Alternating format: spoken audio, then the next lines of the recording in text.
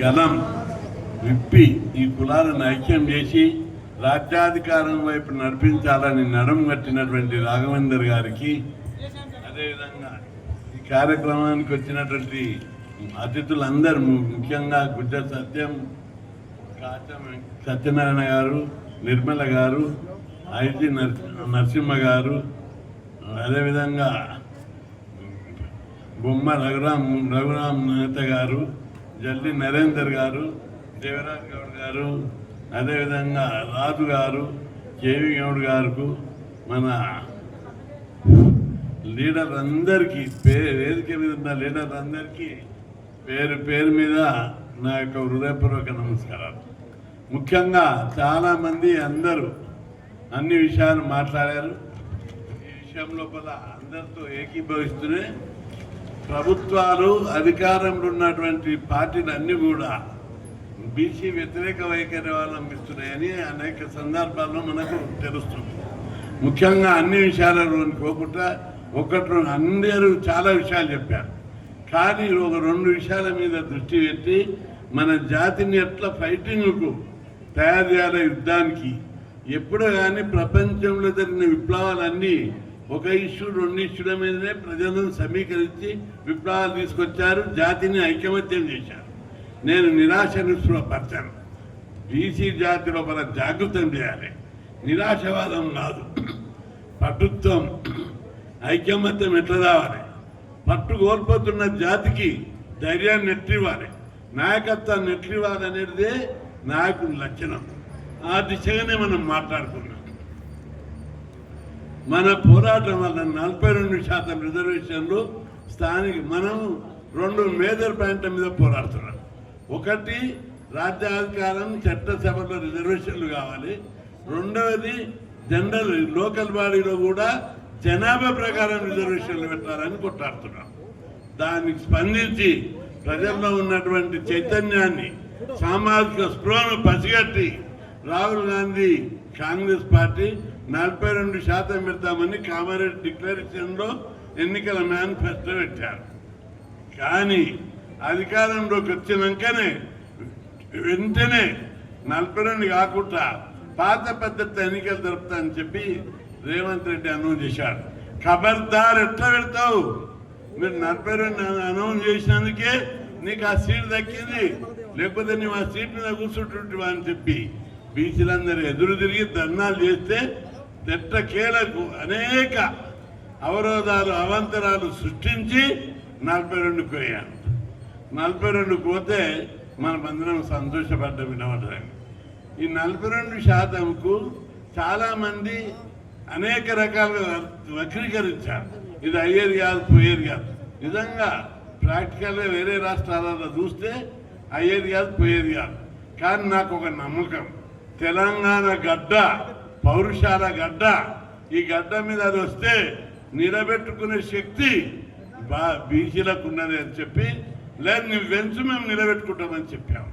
దానికి 42% రిజర్వేషన్లకు రాజ్యాంగ పద్ధతి ఉంది, చట్టబద్ధత ఉంది, న్యాయబద్ధత ఉంది. ఎట్లా ఇది తెలవాలి మన జాతికి అని చెప్తున్నా. రాజ్యాంగంలోని 243 ఆర్టికల్ D6 ప్రకారం ఈ ఒక ఆర్టికల్ ఉంది, బీసీలకు లోకల్ బాడీలో రిజర్వేషన్లు నిర్ణయించే అధికారం రాష్ట్ర ప్రభుత్వానికి ఇచ్చినాం. మరి ఆ రాజ్యాంగంలోని ఆర్టికల్ ప్రకారమే రాష్ట్ర ప్రభుత్వానికి ఇచ్చారు, జీవోలో కూడా తీశారు. ఆ తర్వాత చట్టబద్ధత, అసెంబ్లీ లోపల బిల్లు పెట్టి చట్టబద్ధత ఇచ్చారు.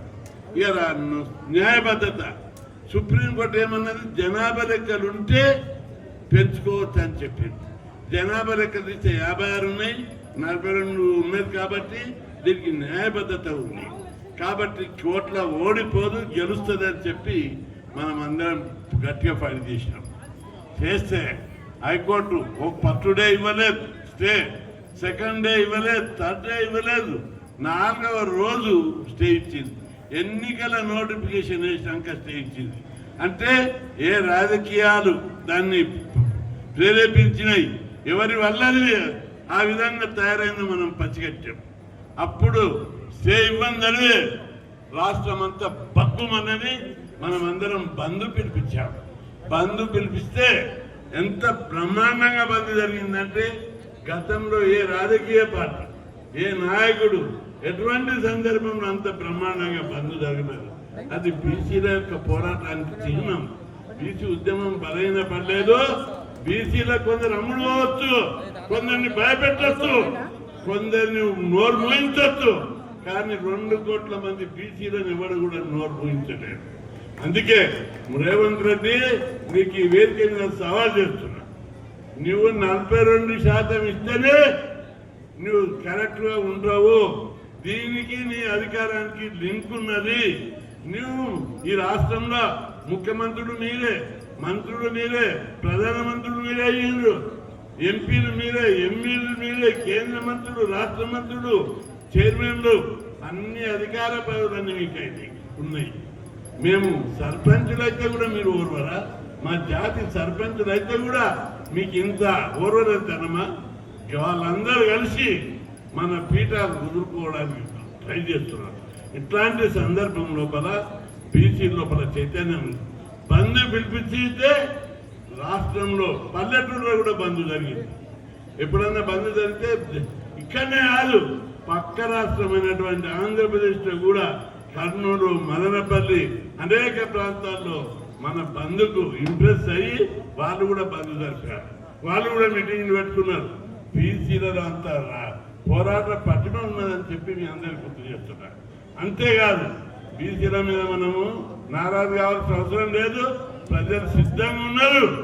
ఇప్పుడు అడ్వకేట్ సాబ్ కూడా చెప్పారు, కోర్టు కేసు తొక్కి పెట్టడానికి ప్రయత్నం చేస్తున్నారు. నేను 3 రోజుల నుంచి గట్టిగా అందరి అడ్వకేట్లకు ఫోన్లు చేస్తున్నాను. మీరు అందరూ ఆ కేసును పైకి తీసుకెళ్ళండి. మీరు జడ్జి మీద పెట్టండి ఒత్తిడి. మనం ఒక 5 మంది 10 మంది అడ్వకేట్లను బలంగా పెట్టి ఆర్గ్యుమెంట్ చేద్దాం. ఎట్లా కేసు ఓడిపోవడానికి వీలే లేదు. ఓడిపోతే ఖబర్దార్ కాలా పడుతుంది రాష్ట్రం అని చెప్పి ఈరోజు హెచ్చరిస్తున్నా. ఎందుకంటే రాజ్యాంగ ఈ రిజర్వేషన్లకు రాజ్యాంగ భద్రత ఉంది, చట్టబద్ధత ఉంది. అసెంబ్లీలో చట్టం చేశారు, రాజ్యాంగంలో ప్రొవైడ్ చేశారు. 73-74 జనాభా లెక్కలు తీశారు. అగ్రకులాలకు 10% రిజర్వేషన్లు ఇచ్చినప్పుడు 50% సీటింగ్ వర్తించారు. మనకు ఈ పనికి మాలిన పొలిటికల్ రిజర్వేషన్లు పెడితే రాజకీయ రిజర్వేషన్లకు మీరు సీటింగ్ సుప్రీంకోర్టు తీర్పు అడ్డం వస్తుందా? అందుకే సుప్రీంకోర్టు తీర్పుకు జనాభా లెక్కలతో అవుట్ అయిపోయింది. చట్టబద్ధత అసెంబ్లీ దాంతో వచ్చింది, రాజ్యాంగంలో ఉంది. కాబట్టి ఏ కోణంలో కేసు ఓడిపోతుందంటే అగ్రకులాల దురహంకారంతో ఓడిపోతుంది. దాన్ని తెలంగాణ ప్రజలు తిప్పి కొడతారు. ఎందుకు ఈ మాట చెప్తుందంటే మహారాష్ట్ర ఇట్లాంటి కేసు వచ్చింది, అక్కడ హైకోర్టులో స్టే వచ్చింది, కొట్టేసారు. సుప్రీంకోర్టులో కొట్టేసారు. మధ్యప్రదేశ్ కూడా లోకల్ పాలన మీద కేసు వచ్చింది, అక్కడ కూడా హైకోర్టులో స్టే వచ్చింది, కొట్టేసారు. సుప్రీంకోర్టు పోతే కూడా కొట్టేశారు. అదేవిధంగా ఒరిస్సా, ఉత్తరప్రదేశ్, కర్ణాటక లోపల అన్ని రాష్ట్రాల లోపల కేసులు వస్తే కొట్టేసారు. స్టే వచ్చింది, కొట్టేసారు. High court కొట్టేసారు, supreme court కొట్టేసారు. అక్కడ చిన్న ధర్నా కూడా జరగలేదు. మళ్ళా కర్ణాటకలో ముఖ్యమంత్రులు ఉన్నారు, మా తమిళనాడు ముఖ్యమంత్రులు ఉన్నారు, ఉత్తరప్రదేశ్, బీహార్లో ముఖ్యమంత్రులు ఉన్నారు. నేను వాళ్ళని వక్రీకరించడం లేదు. అక్కడ ఎందుకు ఉద్యమాలు రాలేదని నేను అడుగుతున్నాను. కాబట్టి ఇక్కడ ప్రజలు, తెలంగాణ ప్రజలు అంత చైతన్యం ఉన్న ప్రజలు కాబట్టి కాదు చేయిస్తే రాష్ట్రం గజగజ రాడిపోయింది. కేసు బెంచ్ మీదకి రానికే ప్రభుత్వము కౌంటర్ వేయకుండా బెంచ్ మీదకి రాకుండా అడ్డుకొని మెల్లగా దొంగచాటున మున్సిపల్ ఎన్నికలకు పోయారు, దొంగచాటున సర్పంచ్ ఎన్నికలకు పోయారు. అక్కడ మన బీసీలు ఏం చేసిర్రు? 17%, 34% రిజర్వేషన్లను 22కి తగ్గించి అమలు చేసేటప్పుడు 17% చేశారు. కానీ మన బీసీలు మనం పిలిపించాను జనరల్ సీట్ నిలబడి ఉండేది, జనరల్ సీట్లు నిలబడ్డారు. మొత్తం సర్పంచులలో 53% బీసీలు ఎన్నికయ్యారు. అంటే రిజర్వేషన్లు వీళ్ళు 17 ఇస్తే చట్ట ప్రకారం 22 ఇస్తే మన వాళ్ళు 53% మంది గెలిచారు. మున్సిపల్ లోపల 34,000 పెట్టాలి, కానీ 28కి అమలు చేశారు.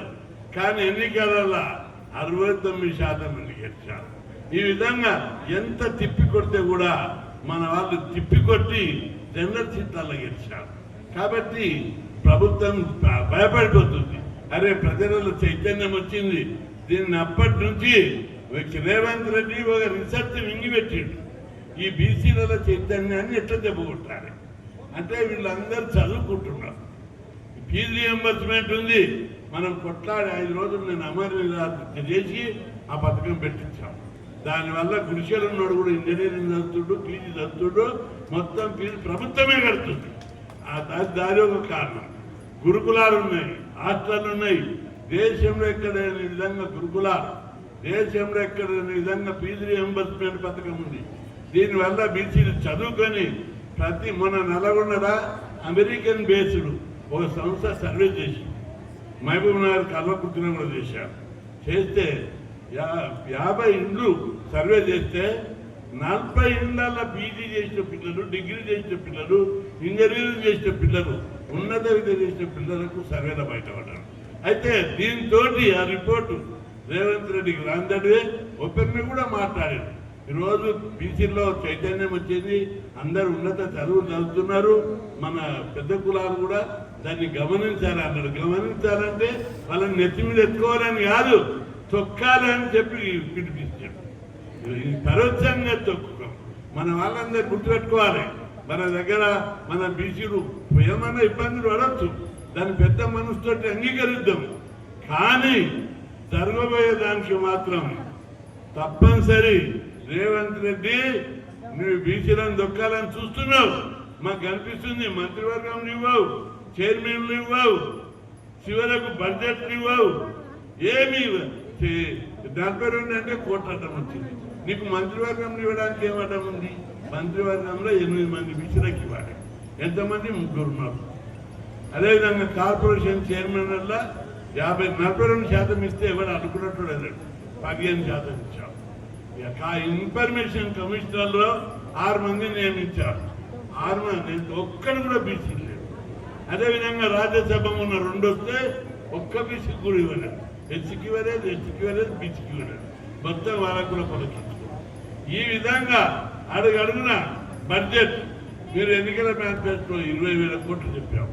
కానీ ప్రాక్టికల్గా 11 కోట్లు, లాస్ట్ ఇయర్ 9 కోట్లు, 8 కోట్లు, మళ్ళీ ఖర్చు పెట్టింది 4 కోట్లు, 5 కోట్లు.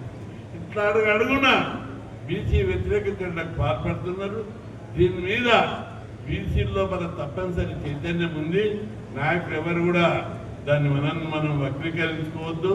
తప్పనిసరి ఉన్నాయి, లోటుపాట్లు ఉన్నాయి, అవన్నీ లోటుపాట్లు ఉన్నాయి.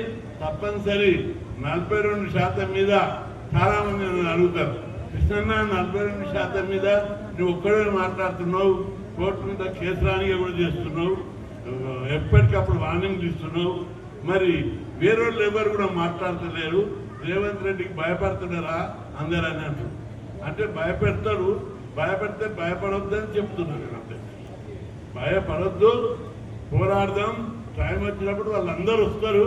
ఎవరెక్కడ దాక్కున్నా మళ్ళీ అందరూ వేదికకి వస్తారు, పోరాడదామని చెప్పి పెద్ద మనసుతోటి అందరినీ కూడా ఆహ్వానిస్తున్నాం. ఈ ఉద్యమాన్ని 42% ఉద్యమం ఇంకా అర్థం కాలేదు. ఇది రేవంత్ రెడ్డి యొక్క అధికారానికి లింక్ ఉన్నది. ఇది మీరు అనుకుంటున్నారు భయపెడితే అధికారం ఉంది, మీడియా నా చేస్తుంది, ఆ డబ్బులు నా చేతిలో ఉన్నాయి, భూమి నిండే పైసలు నా చేస్తున్నాయి, ఏమైనా చేస్తా అనుకుంటున్నావు. ఖబర్దార్, భారతదేశానికి ఒక చరిత్ర ఉంది. ధర్మమే గెలుస్తుంది, ధర్మమేవే జయతే, సత్యమే గెలుస్తుంది, సత్యమేవే జయతే. లక్షలాది కౌరవులను 5 మంది పంచపాండవులు వచ్చారు. నీవు అధర్మానికి యుద్ధం చేస్తున్నావు, మేము ధర్మ యుద్ధం చేస్తున్నాం. పీడితుల పక్షాన, పేదల పక్షాన, ప్రజాస్వామ్య పక్షాన, ప్రజాస్వామ్యబద్ధమైన రాజ్యాంగబద్ధమైన హక్కు కోసం మేము పోరాడుతున్నాం. 78 ఏళ్ళు 80 ఏళ్ళు మీరే మా సీట్లను, మీరే ఉద్యోగాలు చేసిర్రు. ఇప్పటికీ పరిశ్రమలన్నీ మీ చేస్తేనే, భూములు మీ చేస్తేనే, వ్యాపారాలు మీ చేస్తేనే, ఆ దోసుకునే డబ్బు సంవత్సరమైన హాస్పిటల్ మీ చేస్తేనే, విద్యా సంస్థలు మీ చేస్తేనే. మీరు తాజాగా కొట్టిన చూశారు. ఫీజుల రియంబర్స్మెంట్ బకాయిలు దాదాపు 10,000 కోట్లు ఇస్తున్నాడు. దాన్ని కూడా మీరు గుర్తుపెట్టుకోవాలి. ప్రభుత్వం ఎట్లున్నది దానికోసం కొట్లాడుతున్నాం. 86 సార్లు ధర్నాలు చేశాం. కాలేజీలు కూడా ధర్నాలు చేశాం. ప్రభుత్వం దిగాలేదు, డబ్బులు లేవని అంటారు. మేము అన్నాం రేవంత్ రెడ్డి అధికారంలోకి వచ్చినాక 3.5 లక్షల కోట్లు, 10 కోట్లు 20 కోట్లు కాదు, 3.5 లక్షల కోట్ల అప్పు తీసుకొచ్చాడు. 6 లక్షల కోట్ల ఆదాయం వచ్చింది. భూములు అమ్మి పన్నులు అన్ని రూపాయలు. ఇంత డబ్బు వస్తే ఒట్టి 6,000 కోట్ల రూపాయలు ఫీజులు 14 లక్షల మందికి ఇవ్వడానికి లేవా మీ దగ్గర? ఒక్క మంత్రి అది తెలంగాణలో కాంగ్రెస్ పార్టీ అధికారంలోకి వచ్చిన 8 రోజుల్లో 7,000 కోట్ల రూపాయలు ఒక కాంట్రాక్ట్ కింద బాకితే ఆ బడ్జెట్ ఇచ్చేసాం. ఇంకొక కాంట్రాక్టర్ మంత్రి అండదండలతోటి 5,500 కోట్లు ఇచ్చారు. ఇంకో మంత్రికి వాళ్ళ కింద ఎన్నైతే 10,000 కోట్ల బకాయిలు ఉంటే వాళ్ళకి ఇచ్చారు. ఒక్క కాంట్రాక్టర్కి ఇచ్చిన పైసలతోటి మా 14 లక్షల మంది బీసీలకు, ఎస్సీలకు, ఎస్టీలకు ఫీజులు, స్కాలర్షిప్ ఇస్తే సంతోషపడతారు కదా. లేదు, దీని వెనుక పెద్ద కుట్ర ఉంది. వీళ్ళని చదువుకోవద్దు. ఎందుకంటే ఎంతో మన కన్నం కంటే మనం అందరం గుర్తుపెట్టుకోవాలి. చాలామంది రాజ్యాధికారం, నేను కూడా రాజ్యాధికారం కావాలి, చట్టసభలో రిజర్వేషన్లు కావాలి, పార్లమెంట్లో బీసీ బిల్లు పెట్టాలని ఇప్పటికి కొన్ని వందల సార్లు కొట్లాడుతున్నారు. కానీ ఒక 50 ఏళ్ళ కింద పోరాడినప్పుడు ఒక విజన్ తోటి పోరాడారు. చదువు ద్వారానే సమాజంలో మార్పు వస్తుంది. అందుకోసం ఇప్పుడు కొద్దిగా ఉన్నారు తెల్లబట్టలు వేసుకొని 50 ఏళ్ళ కింద అన్నం లేదు. అన్నం వండితే ప్రతి ఒక్కరింట్లో పండుగ రోజు, కూరగాయలు లేని రోజు, పప్పున నీళ్ళతో తిన్న రోజులు మన బీసీలో ఈ ఊళ్ళో. అట్లాంటి రోజుల లోపల హాస్టల్ పెట్టాలి, గురుకులాలు పెట్టాలి, స్కాలర్షిప్లు ఇవ్వాలి, పెద్ద ఎత్తున చదువుకోవాలి. చదువు ద్వారానే మన కులాల గౌరవం పెరుగుతుందని ముందు చూపుతోటి పోరాటం. ఒట్టొట్టి పోరాటాలు కాదు. 1978 సెప్టెంబర్ 27 నాడు పేపర్ తీయండి. ఇక్కడ కాదు, కర్ణాటక ఢిల్లీ కూడా వెళ్తుంది. అసెంబ్లీ మీద 2,000 మందిని తీసుకుపోయి హాస్టల్ పెట్టాలని దాడి చేసి తుక్కుగా వెళ్ళగొట్టాడు. వెళ్ళగొడితే ఆ రోజే చెన్నారెడ్డి 500 హాస్టల్ ఇచ్చాడు. ఒకటే రోజు. ఆయన 82లో బీసీ గురుకులాలు పెట్టాలి, ఎస్సీ గురుకులాలు పెట్టాలని బీసీ డైరెక్టరేట్ మీద దాడి చేస్తే 4,000 మందితో దాడి చేస్తే విజయభాస్కర్ రెడ్డి గుర్తించి ధ్వంసం చేశారు. ఆఫీస్ తగలబెట్టారు, కార్లు తగలబెట్టారు. ఇవన్నీ తగలబెట్టి కొట్టిందని చెప్పడం, ఇట్లా చేయండి అని చెప్తారు. నేను అంటే దీని వెనుక ఎంత మిలిటెంట్ పోరాటాలు జరిగినాయని చెప్తున్నా. ఇప్పుడు మీరు కూడా పగలగొట్టండి, కాలబెట్టండి, ఎమ్మెల్యే క్యాంప్ ఆఫీసులు పగలగొట్టండి, ధ్వంసం చేయండి అని అంటలేదు నేను. అట్లా ఇవి రావడం వెనుక ఎంత పోరాటం ఉంది, ఎంత చరిత్ర ఉంది, ఎంత మిలిటెంట్ పోరాటాలు చేసి వచ్చినాయని చెప్పడానికి గుర్తు చేస్తున్నా. కాబట్టి ఇవన్నీ వల్లనే మనకి ఇవన్నీ వచ్చినాయి. కాబట్టి వాటిని తీసేసే కుట్ర ఈరోజు జరుగుతుంది. కాబట్టి దీని మీద ఇప్పటి తరం సెల్ ఫోన్లకు అలవాటు పడ్డారు. మన పిల్లలకు, మన భవిష్యత్ తరాలకు చెప్పాలి, మీరు సెల్ ఫోన్లకు, యూట్యూబ్లకు, ఫేస్బుక్లకు అలవాటు పడి మన భవిష్యత్తును మర్చిపోతున్నారు. పోరాటానికి సిద్ధం కావాలని వాళ్ళందరి లోపల ఒక స్ఫూర్తిని, పోరాట పట్టుమను, నాయకత్వాన్ని వాళ్ళ లోపల రేపాలి. హాస్టళ్ల గురించి, గురుకులాల గురించి, స్కాలర్షిప్ల గురించి 50 ఏళ్ళ నుంచి పోరాడుతున్నారు. కొత్త నాయకత్వం రండి నాయన, మీరు పోరాడండి, మేము ఇంకా వేరే ఇష్యూ మీద పోరాడుతుందంటే కొత్త తరమే ముందుకు రావడం లేదు. అందుకు కొద్దిగా బాధగా ఉన్నా పోరాడుతున్నందుకు గర్వము, అదృష్టంగా కూడా భావిస్తున్నా. ఈ కులాల కోసం భగవంతుడు ముందు గుర్తించాడు. పోరాడుతున్నా, ఇది ఒక అదృష్టం. ఇది మన జన్మ ధన్యమైంది, ఈ జన్మ పునీతమైంది. ఇంకా పోరాడాలి, ఈ తరాలకు ఇంకా మనకు కావలసిన వాటా కోసం అని చెప్పి ఒక కొత్త ఆలోచనతోటి పోరాడుతున్న పని నిరాశ చెందడం లేదు. మన తరాలన్నింటినీ కూడా, మన పిల్లలందరినీ కూడా ఉద్యమ స్ఫూర్తికి తీసుకురావాలి. ఇప్పుడు అసలు పోరాటం 42 మీద జరుగుతుంది. హైకోర్టులో తొందరగా కేసు వస్తుంది. ఆ కేసు మీద తప్పనిసరి మన ప్రభుత్వము ముంగటనేమో ఉండాలంటది, ఎంత పోయేమో కొట్టేయండి అని చెప్తారు. ఎందుకంటే మనం చూస్తున్నాం ఫీజు రియంబర్స్మెంట్ మీద హైకోర్టు జడ్జిమెంట్ ఏమిచ్చింది?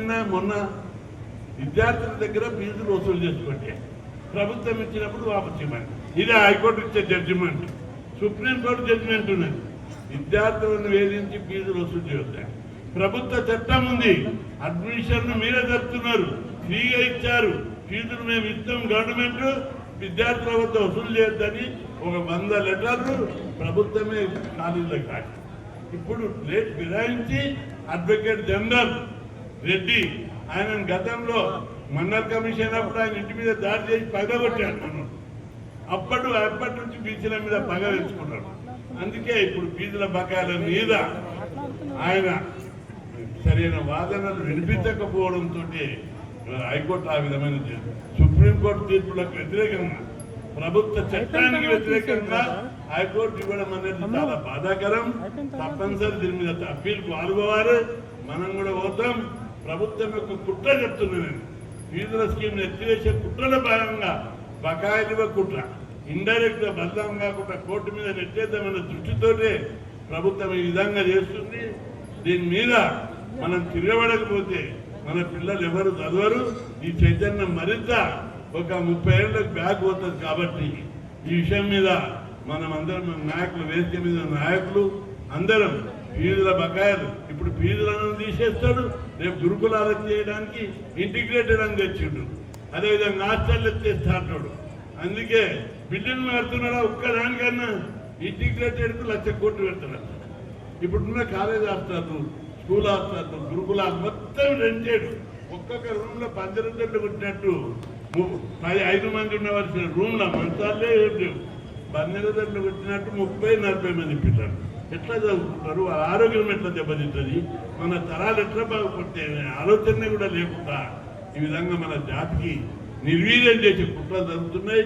వీటన్నింటిని రోజుగా రాజకీయాలకు అతీతంగా, పార్టీలకు అతీతంగా మనమందరం పోరాడి భిన్న విశాల దృక్పథంతో కొందరికి తప్పనిసరి అభిప్రాయాలు ఉంటే ఆధిపత్యంగా రాదని. ఇక్కడ ఆధిపత్య పోరు కాదు, ఇక్కడ జాతి ప్రయోజనాలు ముఖ్యం. ఆధిపత్యాన్ని కొద్దిగా త్యాగం చేద్దాం, అందరు చేస్తేనే అందరం చేద్దాం. కానీ జాతి ప్రయోజనాల విషయంలో తెలంగాణ కోసం ఎట్లయితే కొట్లాడినో ఇప్పుడు కూడా బీసీల కోసం కొట్లాడాలని మన రవికుమార్ చెప్పాడు. అట్లయే అందరూ కూడా ఆ విధంగా సిద్ధపడాలి. బీసీలకు సవాల్ రేవంత్, నేను ఇంతమంది ముఖ్యమంత్రులను చూశాను, ఏ ముఖ్యమంత్రి కూడా ఇంత కత్తి కట్టలేదు చూస్తాను. రేవంత్ రెడ్డి మాత్రం కత్తి కట్టి చదువుకోకుండా ఫీజుల స్కీమ్ ఎత్తేయాలి, హాస్టల్ గురుకులాలను తగ్గించేయాలి, హాస్టల్ ఎత్తేయాలి, ఇట్లాంటి పథకాలు రూపొందిస్తూ ఆయన ఒక టీం, అమెరికాలో ఒక టీం ఆలోచిస్తుంది, ఇక్కడ కూడా ఒక టీం పెట్టి ఆలోచిస్తుంది. ఈ పేద పట్టణ రాజ్యం రావాలి, ఊర్లలో రెడ్లు మళ్ళీ పరిపాలించాలి, బీసీలు పాలేలు ఉండాలి. ఈ బీహార్కి వెళ్ళి కూలీలు ఈరోజు బీహార్కి వెళ్ళి వస్తారా? ఇక్కడ వీళ్ళందరూ చదువుకుని ఐటీఐలల్లో పెద్ద పెద్ద ఐటీలు కంపెనీలలో పోతుంటే మనం బీహార్కి వెళ్ళి, ఒరిస్సాకి వెళ్ళి, ఛత్తీస్గఢ్కి వెళ్ళి లేబర్ని తెచ్చుకోవాలన్నా మనతో పనులు తెచ్చలేరు వీళ్ళందరూ చదువుకుంటే. కాబట్టి పూర్వస్థితిని, రెడ్డి రాజ్యాన్ని పునర్వైభవం కావాలని చెప్పి పుట్లతోటే ఈ ఫీజుల బకాయిలు ఇవ్వకుండా, సొంత బిల్డింగ్లు కట్టకుండా, చదువు కొనియకుండా కుట్ర జరుగుతున్నాయి. రాజ్యాధికారంలో రిజర్వేషన్ ఇవ్వకుండా, అదేవిధంగా నామినేటెడ్ పోస్టుల్లో అన్ని రంగాల్లో దెబ్బతీయాలని కుట్ర జరుగుతున్నాయి. దీన్ని గట్టిగా ఎదుర్కొందామని చెప్పి అట్లాంటి సంకల్ప బలాన్ని, అదేవిధంగా మన జాతిని నాయకత్వ పట్టుమనించడం, పోరాట పట్టుమనించడం సరే, ఆత్మవిమర్శ, ఆత్మశోధన అవసరమే. కానీ ముందుకు నడిపించేదే ముఖ్యమైన సవాల్గా ఉన్నది.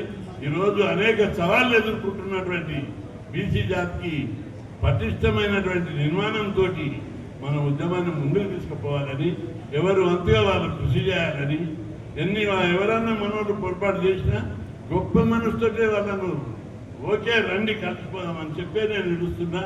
కాబట్టి ఆ విధంగా ముందుకు పోదామని చెప్పి ఈ బీసీ ఉద్యమాన్ని మీరు బంధు పిలుపుతోటి బీసీ ఉద్యమం ఆ ప్రభుత్వాలు గజగజలాంటి దేశమంతా తెలంగాణ వైపు చూసింది. ఆ ఉద్యమ స్ఫూర్తి చూసిన తర్వాత ఇలా బీసీ ఉద్యమం ఆగదు అనేది సర్టిఫైడ్ అయింది. కాబట్టి ఈ ఉద్యమాన్ని, ఈ పోరాట పట్టుమను మరింత ముందుకు తీసుకుపోయే సమయం ఆసన్నమైంది. దీన్ని ముందుకు తీసుకుపోదామని బీసీ ఉద్యమాన్ని నడిపించేటట్లుగా మరి ముందుకు తీసుకుపోతున్న రాఘవేందర్కు పూర్తి మద్దతు, ఆయన పూర్తి సహకారం, ఆయన మంచి కమిట్మెంట్ ఉంది. ఎందుకంటే అనేక సందర్భాల్లో ఎక్కడ కూడా రాజీ పడినటువంటి తత్వం, జాతి కోసం ఏదో చేయాలనే తపన, అంకితభావం ఉన్నటువంటి నాయకుడు. కాబట్టి ఆయన నాయకత్వంలో ఉన్నటువంటి ఉద్యమాన్ని మరింత ముందుకు తీసుకుపోవాలని కోరుతూ సెలవు తీసుకుంటాం.